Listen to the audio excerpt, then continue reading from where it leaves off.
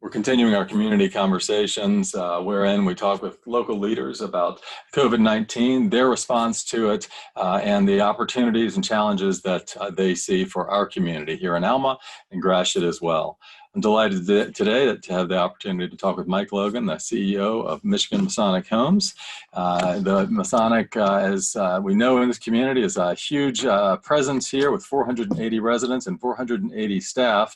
And so far, Mike tells me, no COVID-19 diagnoses, which is just incredible. Mike's a great leader for our community. He's been here the last 2 years and has made some very significant changes that have made Masonic Pathways a stronger community. Mike, glad to have you here today. Thank you. How are you and your family managing as we shelter in place? You know, I think we're doing pretty well. We have a unique situation. All four of us are essential workers. My wife works for the banking industry, so she continues to work. She's working from home. My son, grocery store employee. Oh my goodness. Works for a small grocery store, and then my daughter, who's 14, works at Culver's. And so she's been working there about 10 to 15 hours a week. So we're holding in there. I think we're getting a little bit fatigued, but the working has helped. Oh, these are incredibly challenging days for all communities everywhere just now. How do you see us coming through these next months? Are we facing a second wave in the fall? What are you preparing for from your position at Michigan Masonic Homes? You know, it's a day-to-day challenge in order to uplift our staff, in order to risk manage our residents.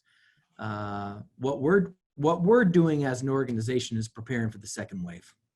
We know that there's going to be a second wave. We know that there's going to be different expectations from key stakeholders such as the acute care providers, physician groups, insurance companies. So for us, we need to make sure that we're preparing for the second wave, and we're considering all of our options, and those options are really in collaboration with District 1, our emergency management department here for Gratiot County, and with our hospital provider, Mid-Michigan Health. So we're getting together to talk about the second wave, how we're going to respond.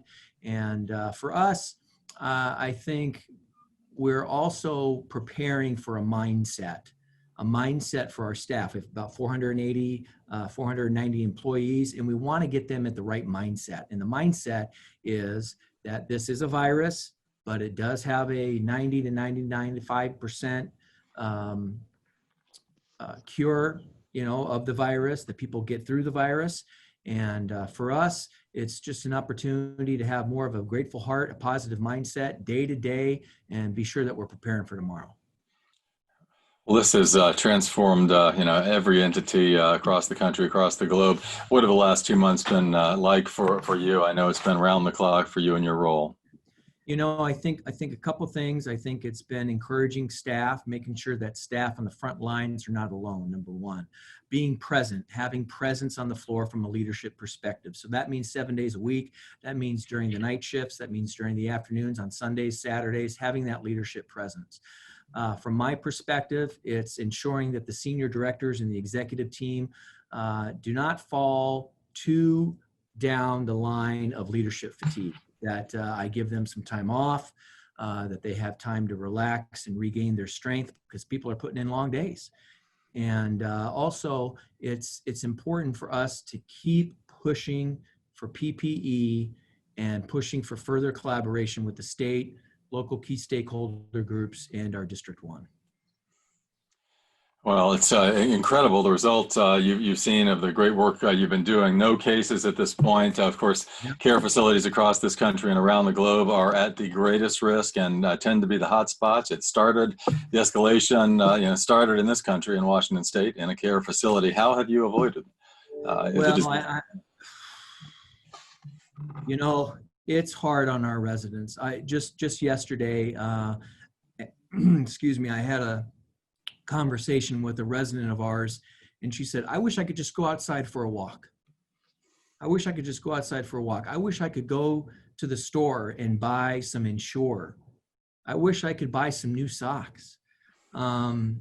these are things that are changing the way that we're responding to the needs of our residents. So we're looking into personal shopping. We've been going on having outside, but with social distancing. We're looking at opening up our gift store again. We're looking at trying to open up the dining room so that people can have some sense of normalcy. But from us, we're so highly regulated that we really have to follow what our governor is set to do. And that at least is stay home, stay safe till May 28th. But more than likely, skilled care, long-term care organizations are gonna have to probably have no visitation until about late June, mid-July. So that's probably where we're at from an organizational standpoint. So difficult for those residents. All our friends over there, we're thinking of them and you all and your work with them. No visitors, no admissions since March 1 of 2020. So here we are coming up on the third month. No visitors, no families. Now they're doing Skype, they're doing FaceTime. They utilize their technology of it's never too late in order to do video conferencing. But however, it's a challenge. It's a challenge. How do you think about the business model for care facilities, nursing homes for the future, given all of this? Does it change things? Well, it sure does. I think from a construction infrastructure standpoint, historically, long-term care facilities had 2 or 4 rooms that had negative air pressure. They had maybe an area where there were secluded for residents that were maybe at a wandering risk.